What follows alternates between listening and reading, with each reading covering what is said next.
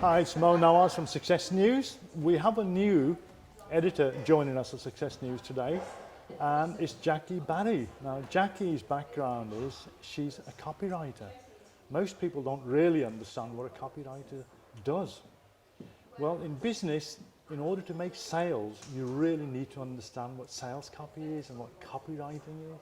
So we're going to be going through some more information and try and make it a bit more clearer what a copywriter does and what a copywriter can do for you and your business, and why it's so essential part of any business that wants to grow, that they need to have access to a good copywriter. So I'd like to welcome Jackie Barrie. Jackie, pleasure to have you at Success News. Thank you. Happy to be here. Good. Tell me, Jackie, how long have you been a copywriter? It's over 30 years, I'm embarrassed to say. 30 years as a copywriter. Oh my God, that's quite a time and some experience behind that. So let's rewind back a little bit and try and understand the Jackie Barrie behind the copywriter. So was that something that you planned in the original days after leaving school, college, or is it something that you fell into?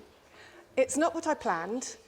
When I was 13, all adults would say, "What do you want to do when you grow up?" And my answer was always, "Well, I want to be a writer." And careers advice then was not very good. And they said, the only kind of writer starves in a garret. You don't want to be a writer. The only kind of writing that they'd ever heard of that made any money was journalism. Oh. So I left school, trained as a journalist, qualified, but couldn't get a job then, as now. All these jobs are quite hard to find. Okay. And the first job I got was a copywriter for Freeman's catalogue. So I started off my career writing things like black skirt, 2 patch pockets, available in sizes 10, 12, 14, 16, all garments washable, please see size guides at the back of the catalogue. Wow. And for 6 months, it was very exciting to be paid to be a writer at last. And after 6 months, it was pretty boring to be writing that kind of content all the time. So I moved on within the company and ended up there as a senior manager, running a team of copywriters and graphic designers, producing sales materials, selling off the page, catalogues not just for Freeman's and Grattan, but also for clients like Agfa and Barclaycard and Commercial Union, a bit like an in-house ad agency. Has copywriting changed over the years, or has the language still remained the same? I think the techniques of copywriting, the psychology and the marketing theory, that remains the same. What's changed in recent years is the advent of content management systems for clients to write their own web copy. Okay. And the respect that copy is given in the industry seems to have reduced slightly. People are writing their own words. They don't see why they should pay a professional to write it for them. And there are fewer people willing to invest in the skills of professional copy at a certain level in the marketplace. Advertising also has changed over that time, because with internet marketing and social media and so on becoming mainstream, traditional advertising is way past its heyday of the 80s and is now covering PR, digital marketing, and all kinds of other aspects that would come under that advertising banner. Okay. Now, most people generally in business don't really understand what copy is about, let alone sales copy.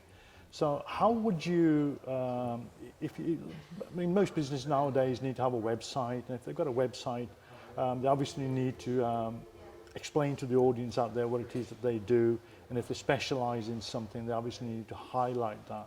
So can you sort of describe to the audience out there what the difference is between having a sales copy on your site, on a landing page, or the difference between having an article that's just written in there, which is for information purposes for a particular product or particular service? What are the differences? Well, copy is any text that is sent to print or uploaded to the internet. And copywriting is writing that copy. Some people get confused with the word copyright, which is to do with trademark law and is an entirely different subject. Okay. Copy always has an objective. So the first task of a copywriter is to find out what is the objective of that piece of marketing. And it might be to visit a website, it might be to download a document, it might be to sign up for a newsletter, it might be to click a buy now button.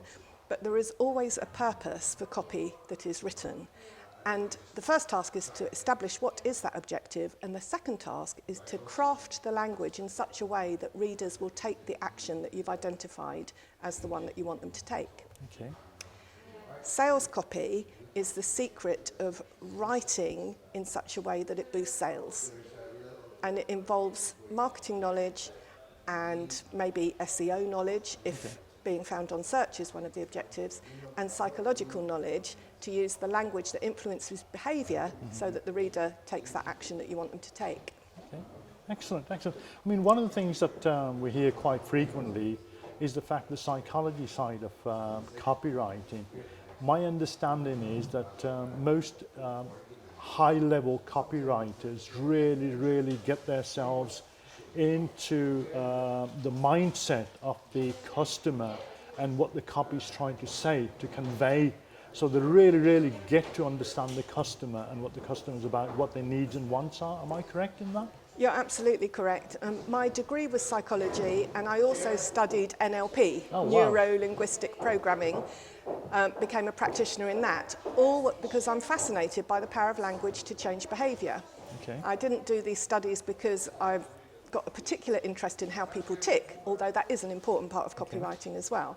It was more to do with cognitive psychology. That's my passion. What happens in the brain when someone reads something on paper or on screen, or they navigate their way around a building, or they look at form and fill it in correctly or not correctly.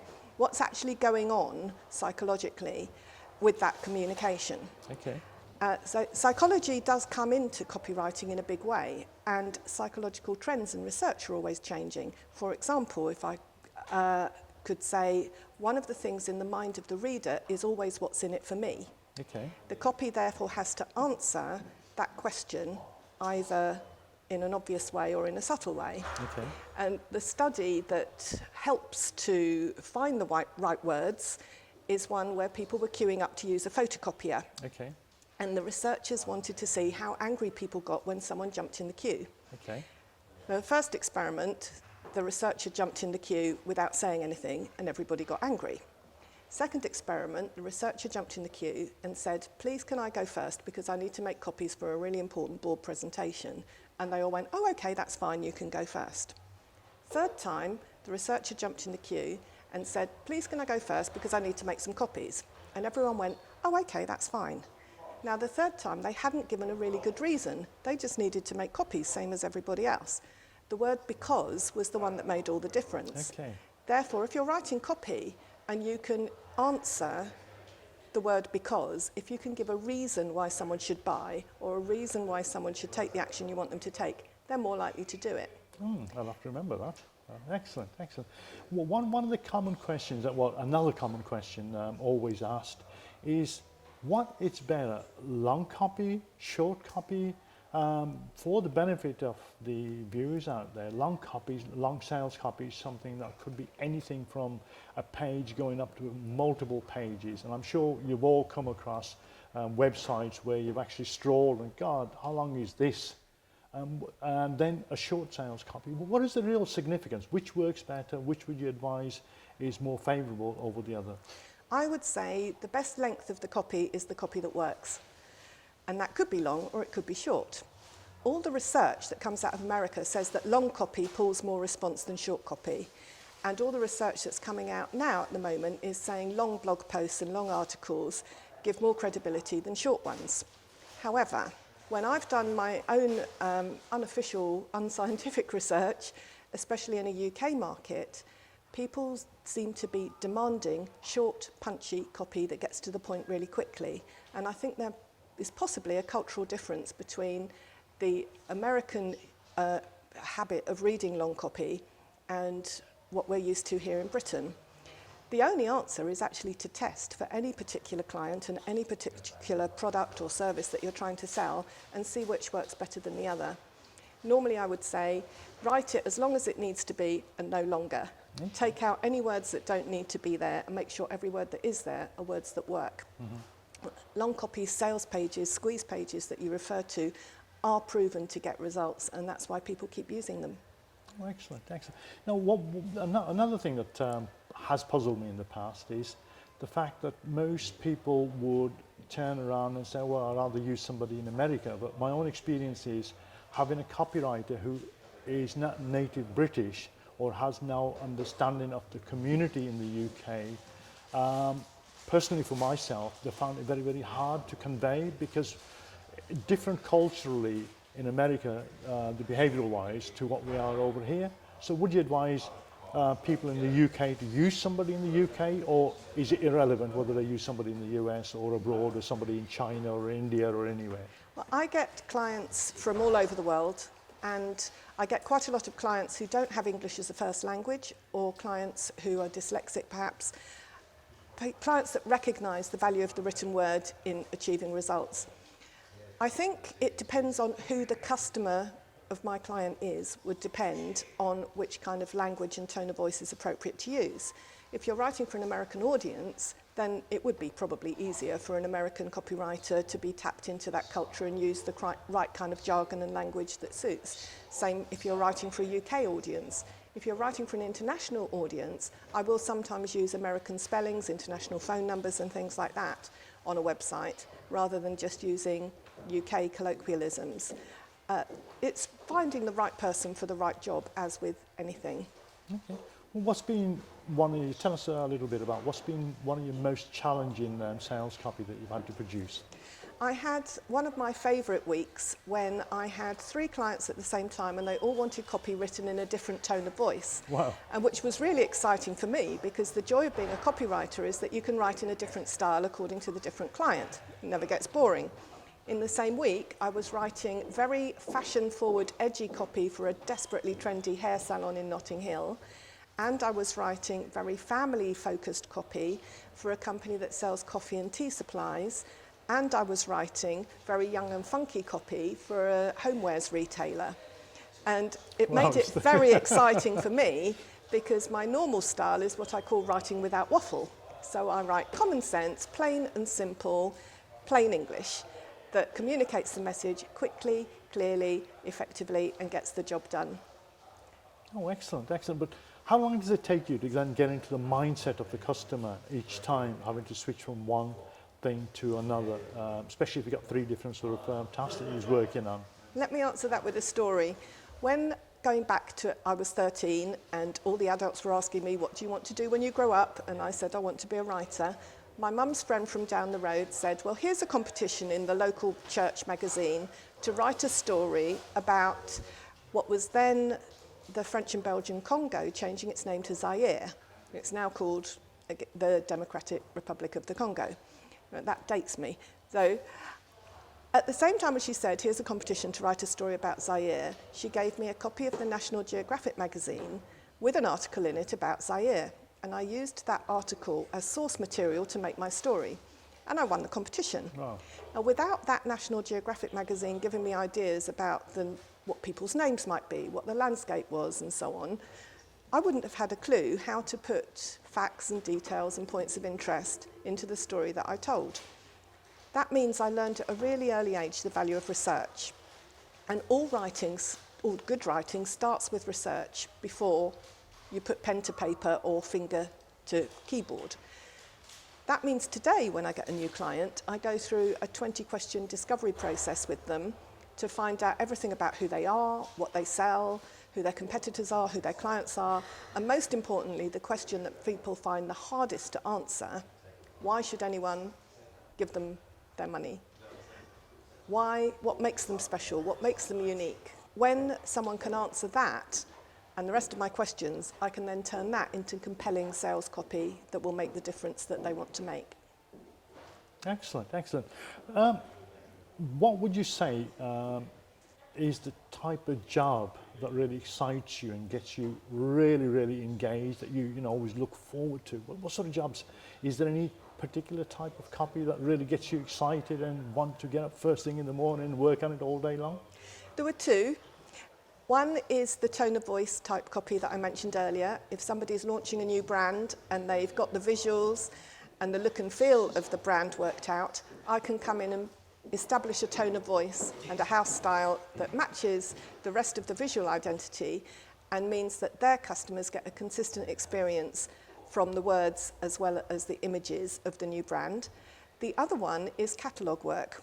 That goes right back to my roots at Freeman's, where I spent such a long time. And I've recently finished a job, for example, writing a 96-page catalogue for a furniture client. And it wasn't just the product descriptions, but also the section introductions. I did some catalogue production process work with them and recommendations to how to make it smoother and quicker to get the pages designed and off to print. And hopefully that will turn into an ongoing job where I also do the web copy for them, which might be optimised for search, and some emails and some covering letters and some adverts that I also did. Oh, excellent, excellent.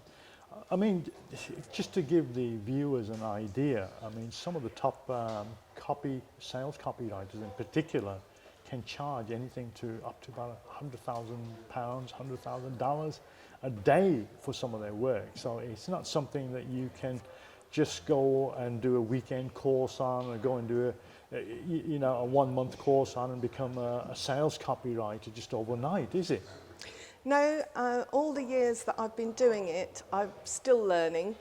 And although I might not be charging those fee levels, the kind of clients I get will value what I do, because I ask them, how much new business do you need to win to pay my fee? And the words are not there just for the sake of it. The words are there to impact sales. And it's the increasing sales that makes employing a professional wordsmith worthwhile. Absolutely, excellent. Jackie, you're also an author, I understand, as well, and you have a number of books accomplished. Yes, this is part of the training aspect of what I do. Oh, yes. wow.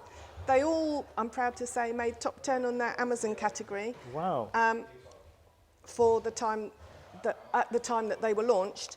And it's another way that people can access advice and ideas and real life stories about copywriting and how it works. Wow, that's fantastic. So there's 3 books out there on Amazon that they can go and buy. They can. Oh, fantastic. They're on Kindle and they're still selling. Excellent, excellent. Jackie, one other thing. I keep saying one other thing, there's not many other things, but if somebody was genuinely interested in wanting to become a sales copywriter or a copywriter, what would their sort of way would be to try and learn, say, from somebody like yourself? Do you have any programs or anything of that sort of nature that you can sort of, or guidance as to where they can go? Yes, I do. There's the Pro Copywriters Network, which is a UK collection of copywriters, over 400, over 1,000 I think are members there. UK-wise? In the UK. Wow. There's a direct marketing agency has copywriter training now as well. There are other copywriter courses. I do training of my own, and I do speaking all over the world, helping people to learn how to write their own copy or build a copywriting career. So what's your speaking? What sort of, is that on different platforms, or is this your own sort of events? This, for example, I was invited to speak at a conference in Cape Town in April. Wow. And I'm doing another one in Marbella next March. Wow. Where people want to learn how to write their own web copy.